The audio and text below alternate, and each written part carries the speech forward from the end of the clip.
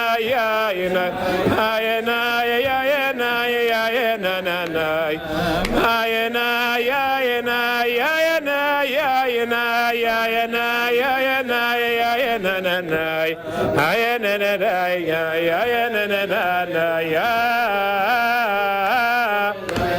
think all of us would agree that whenever Bubby would get together with us, she always forced everybody to say L'chaim, and she wanted to participate in saying L'chaim. Like Danvinch and Bang Bam Tish, she had her brachas for everybody. So als Einiglich together we should say L'chaim und wünschen as Rivke Dina, Bas Reb Zei Wolf shall have alle gute Sachen with all Rebbe's brachas, and most importantly we should see a kitzu v'ran and a sheikh neyafar v'hi b'seicham this galus of the Rebbe made of Yameinu Mamish. L'chaim. It's not as important to remember those that lived as much as it is to live for those that you remember. One of the Rebbe always quotes, Mazari b'chaim, Afu b'chaim would apply to Bubby as well, in the sense that whatever we do is what keeps Bubby's neshama alive in Elam Hazeh Atachtin. If each of us can make, and I'm only making it as a suggestion, say L'chaim every Shabbos Bam Tish, Bubby always liked it, and say L'chaim, something that you know Bubby would appreciate, whether he mentioned Bubby by name or not by name or whatever it is, but this way she'll be remembered in households across the world, literally, in a way that she appreciated, because she always said she liked Abisal L'chaim. Bubby's life was not easy. From her earliest childhood, she lived a life of Mesidus Nefesh, quite literally. When her father, Zei Wolf, Rebbe Steingart, spent 22 years of his life behind Russian bars. Bubby's single wish to all of us was always the other wish that she always said to us was always, she always said, Kinderlach macht sicher as a mishpache da achtus. It's our obligation to see to it, to the best of our ability, to maintain that Bubby's achtus remains.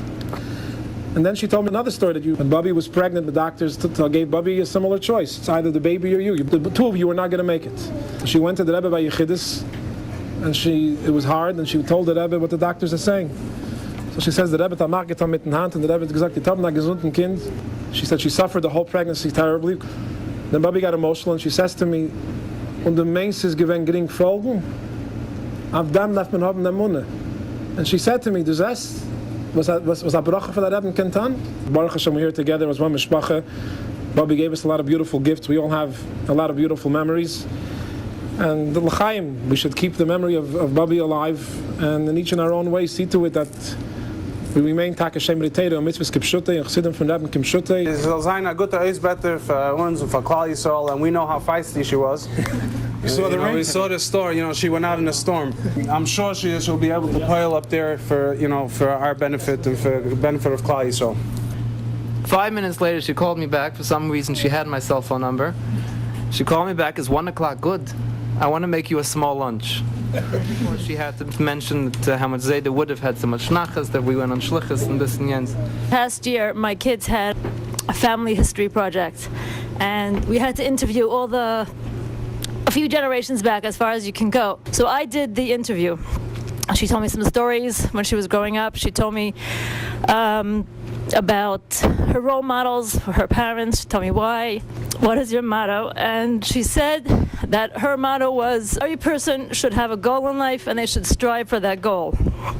She felt that her goal in life was to have a Hasidic family, and she was very proud that she actually accomplished her goal. I asked my father last night if Bubby wrote a tzava. My father told me that she did, and she gave it out a few months ago. And I asked my mother today, what does it say there? It says that the Kinder sollen sein b'shalom. And we all know that was, by Bubby, the most important thing. Maybe we take for granted, but something that she put in a huge amount of effort. It didn't happen by itself. I think everybody over here around the table feels, and this is connected, that I was Bubby's special anicle. Everybody feels that they had a special relationship with Bubby. That maybe for me, it was different, because she really spent a lot of time. And it's something that she put effort in, to take time. I always told Bubby, come to Florida. And Bubby said, Florida's for to mention. And this is another thing that we have to learn, to leben b'mesiras nefesh v'chassidus, and to put in the effort what it takes to stay b'shalom.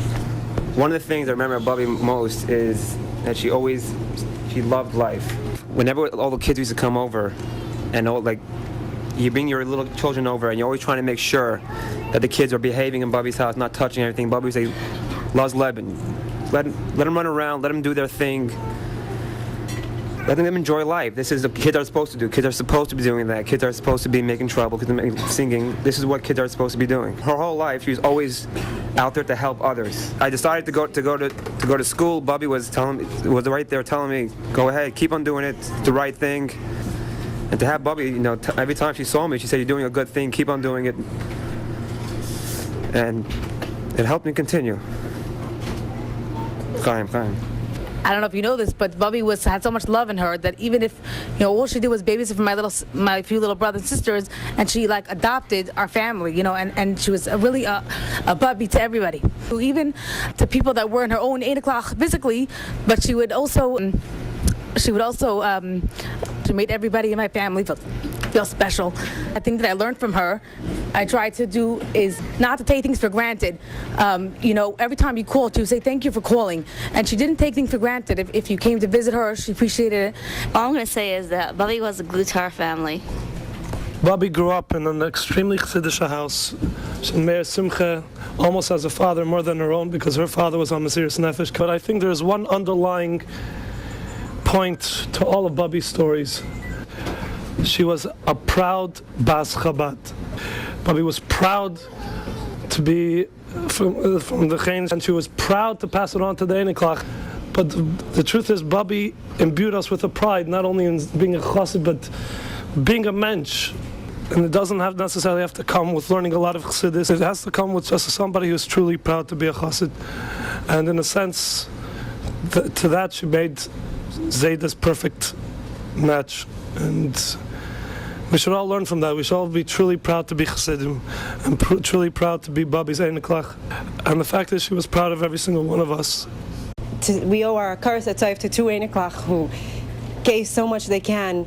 Chani Tessler and Ephraim, gave us the feeling like that Bubby can have her freedom because Chani and Ephraim were there, and to Dveri and Yassi who put in so much in these past few weeks. And that because Bubby's wish was always, and she said it so many times, the will nicht ankommen to the Kinder, and I thank Hashem that wish that Bubby had really happened. One last thing, I know that every time Bubby said L'chaim, she always said Zol Zayin Shalom in Eretz Yisrael. So we hope in Eretz Hashem that we should have the coming of Mashiach and Shalom in Eretz Yisrael. When you looked at Bubby, you saw the symbol of life. She walked outside, she looked like she was going someplace. She always looked good. It was a pride to see her someplace and say, that's my Bubby, look. See, that's mine. Bubby's the only one out of her family with the front kind and everything. I said that to her once, that I knew as I was saying that she wasn't going to agree with me or approve of what I said, but I wanted to see what she was going to say. So I said to her, in context, obviously, that your father probably has the most nachas out of you and your generation.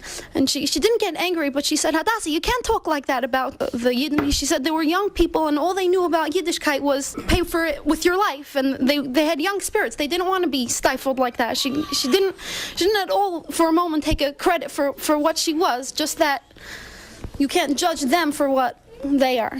When Bubby was proud of her 8 o'clock or was watching something that just made her happy, she had this smile that make you so proud. I was always amazed how Bubby was able to relate to every single cousin. I think everyone who came felt like they were the only one, and Bubby understood them all. Bubby was completely fearless of anybody in New York. She would walk around the street, she would go in who knows what areas where, probably our fathers were scared to walk, and Bubby would just go. But the way she respected Zaidi and the way she loved Zaidi, and just the combination was so unreal. She was the true a mama she'eches chayil, and she always she loved Zaidi so much until the end. She lived with Zaidi every single day, every simcha. She never ever disturbed Zaidi when Zaidi was learning, and she was always there for him. And look how much chassidishkeit she had that she was able to give to all of us. And Bubby was able to raise a family that Zaidi was able to be proud of us,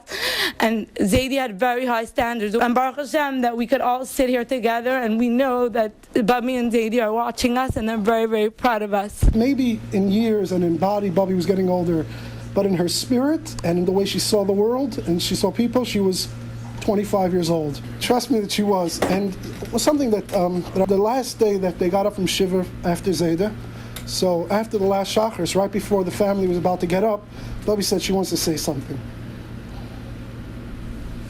And it was it took 2 minutes. And all she said was, she has one request. The Kinder sollen allemal bleiben zusammen.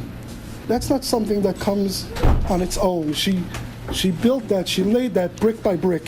Throughout the years, her leg always bothered her. She had a problem with her leg. And there was a time where she couldn't walk because, so she would tell me, she would talk to her foot and she would say, Fuss medav gehen. There was no such thing laying in bed. And her willpower was like unbelievable. She wanted to do something, she did it. Lived by standards and goals that you simply don't see amongst people. She said, guck nicht in den Spiegel, guck aus dem Fenster. Don't look in the mirror and you examine your own life and how hard you have it.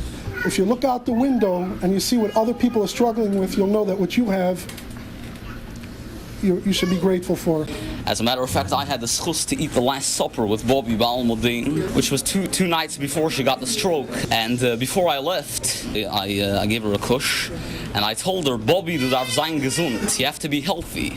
And she told me, ja, de ene klacht davon haben na gesunden Bobben. And her whole life was all for the other person, was the zweite darf.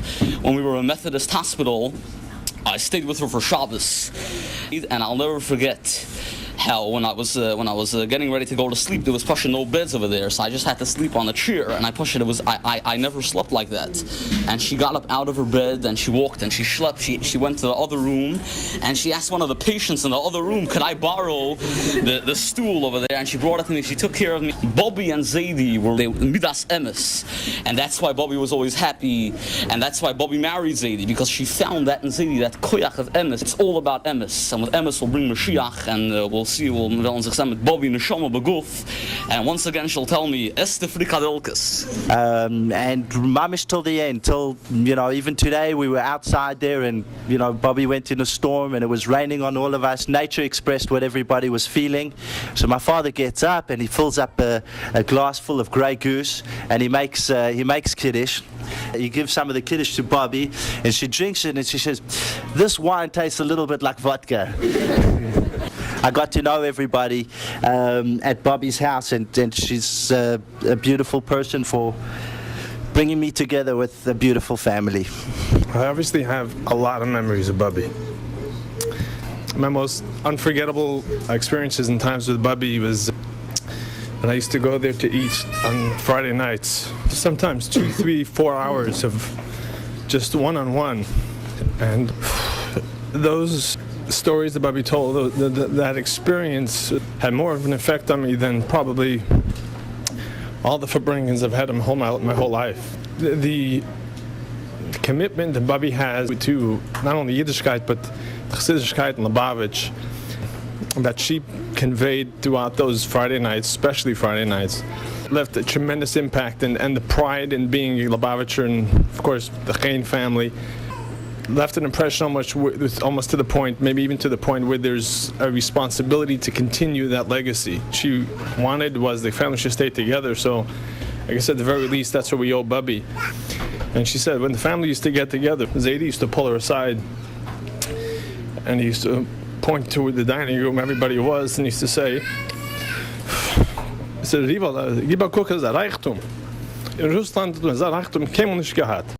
One thing that stuck out in my mind was every now and then she would give me a stack of mail from Tzedakah, and there was literally organizations there from A to Z. I asked her, why do you have to give to the every single organization out there? Two or three of them are more than enough. She wasn't the biggest millionaire, and she told me, as wie lang ich kann geben. Bobby was a soldier, and when you're on the battlefield, no one's asking you to sit down and write a poem about your friend. Even honoring Bobby, I think, as part of what Bobby wants is get up and fight. Now's not the time to cry. Even after Levaya, as soon as we were done what we had to do, she made it rain and clear out. No one asked you to sit here and cry. We would have been out there hours. We all know ourselves. And Bobby wants to know everything what's going on. Sometimes you feel that, doesn't Bobby get bored of doing this? Like every time the NFL comes in, she goes to the same thing for 2 hours and they're talking. It's because Bobby cares for every one of us. That's why when everyone comes in, it's the whole parsha, because it's a different person there. And 2 years ago, I went to Bobby, and it was one thing. Bobby went up for 45 minutes talking about how she had a certain attitude towards all the tzaras that happened. She said that after her mother passed away by the Merachos Chasana, she said that this is what she felt at Tefillah. She was saying, "L'beinu Shalom, give me the kayach to stand through these hard times." And then she started telling me everything that happened afterwards. And then until she got to the time of Zaidi passing away, and she says, same lashon, give me the kayach to go through the hard times. These are things never going to hear such a type of lashon again. It's our duty to make sure that these things aren't things that get left with Bubby, and things we have to continue with ourselves. Like when she opened the door and you knocked on the door and she was sitting there and she gave you a big smile, and no matter how you felt when you walked into Bubby's house, you always felt this warmth, like you were the only one in like her world. Every Crown Heights visit, I'd go to Bubby, and it was something that I needed, something that I lived off of, and I had a very close relationship with Bubby. And after she passed away, I was thinking, how am I going to deal with this? It's like, how can there be Crown Heights without Bubby's and going to her Shabbos? The only way to keep it the way Bubby would want it is to live the way she wanted, genuine and proud, to be Yidden, and to fight through all the hardships and just live on and be optimistic about everything. Just carry our banner high that we're all Bubby Zaina Klach, and we all carry her warm memory. I think the reason why we all had this clearly special and unique relationship with Bubby is because she was truly the matriarch of our family. She wasn't our Bubby, she was really our mother. She really was, and she gave advice like a mother gives advice, and she was proud of us like a mother is proud of us. She held on to memories, she held on to people, and we're sitting here today when our Bubby should have outlived all of us, because she was just that type of person. She was bigger than life. She wasn't life, she was bigger than life. We don't miss them, we need them. So Hashem, please send back our Bubby and our Zaidi with Mashiach and the Rebbe now, because we need them. Our first encounter was the day after we got engaged. Chai Rachel said, we got to go over to say Mazel Tov to my grandmother. I figured I'll go pick her up, we'll go. She said it'll be a very brief visit, and I think we wound up sitting there for about 2.5 hours, and there was a bottle of Crown Royal on the table, and I remember walking out saying, you got some grandmother, And to echo what everybody else said, it was a privilege and it was an honor, and we're certainly going to miss her, and it's something that we're definitely going to be paying much more than she is. To me, Bubby stood for everything what a true Jewish woman's supposed to be.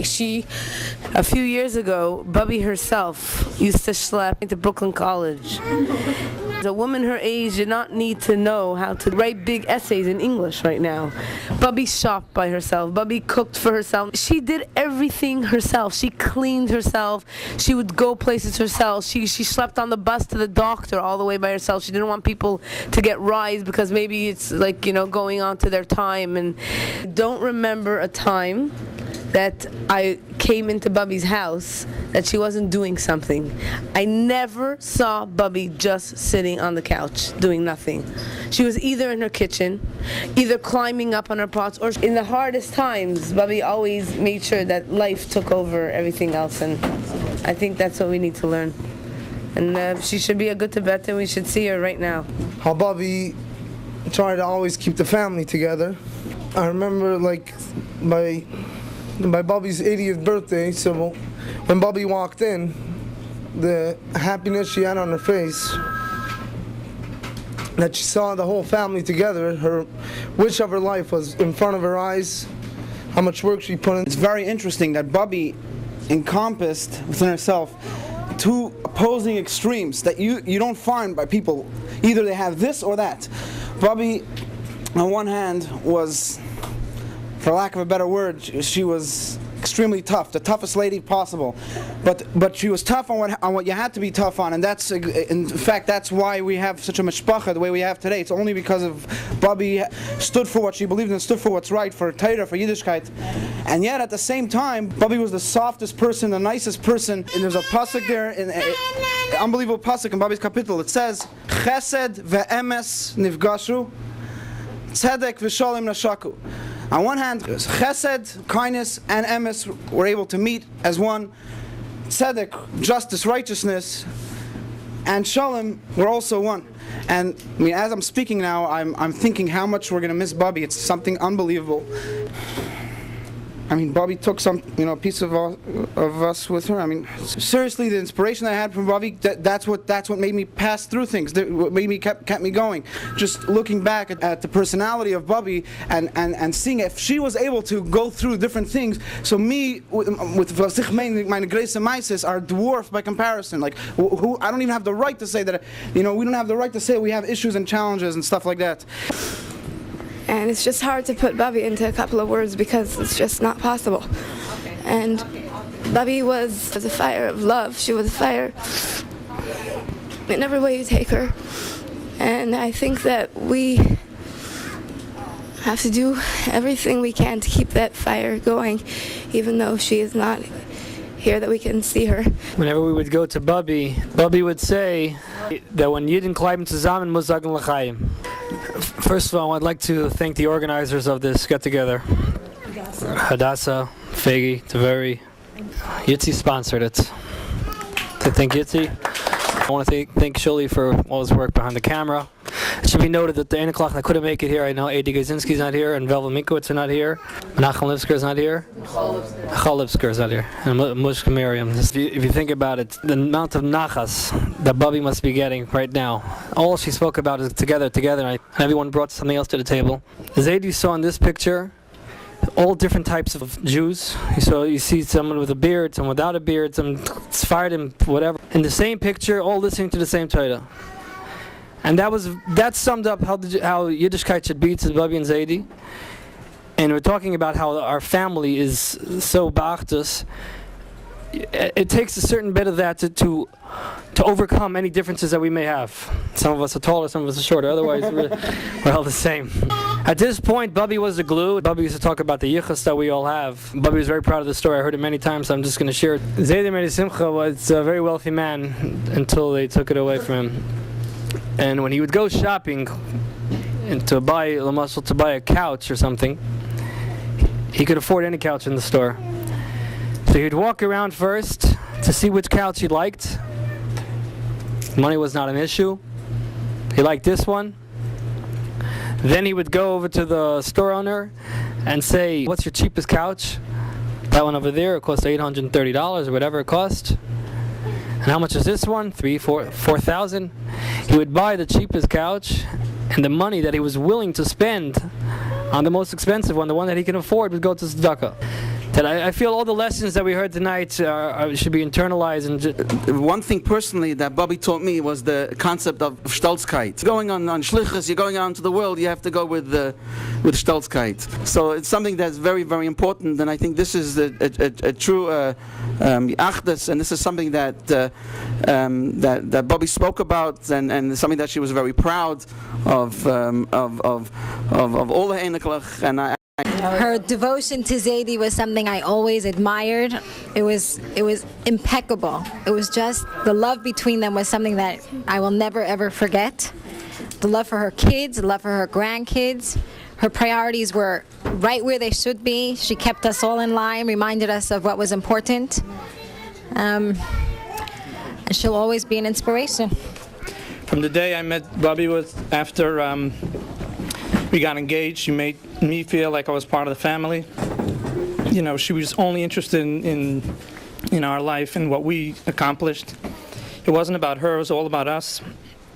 And I'm very proud that I got to know her, and I'm sure she's very proud of all of us today that we're together. And let's hope that we'll get to see her very soon. After spending so many times at Bubby's house, I feel very proud to be an Einikel of Meir Simcha. She's always talking about Meir Simcha. I never met Meir Simcha. He lived many years before I did, but I'm still very proud of him. I feel that I want to do the same thing to my kids who met Bubby, my kids who didn't meet Bubby. To be very proud of Bubby. Like I am proud of being Meir Simcha's Einikel, even though I never met him. We're going to miss her a lot. That's all I can say. My very first impression of Bubby was when I first walked in, Bubby demanded that Velvel take my coat off. And also she always had a compliment. She always told us how beautiful we looked. And she always made sure to make us feel good. Baruch Hashem, and my Sharon's Upsharon was the last gathering we all had with Bubby. What I learned from Bubby is to be a Masuder. I remember a lot of times when we used to sleep in Bubby's house. Even though Bubby was a lady which was over 80 years old, she always had a way of having fun with the 8 o'clock. I remember I think it was Sukkot, a few Sukkot ago, she came to our house and she was going around with me and Naftali around the house making a train. She said this is what Zaidi used to do. If I'm not mistaken, Bubby went on a roller coaster and people thought she's going to come off with a cane or something, and she was all laughing. Yeah, that's true. She was all laughing and excited as if she just came out of an opera. There's definitely one thing which Bubby doesn't want, and that is that we should be sad and upset. The second she opened the door, she had this smile. She said, "Come in right away, take off your coat, sit down. You want a tea?" The tea took about 5 minutes because you had a saucer, you had a cup holder, you had the sugar holder. It wasn't just the styrofoam cup with some hot water. She had her class. And she said, "Sit down." She started talking to us.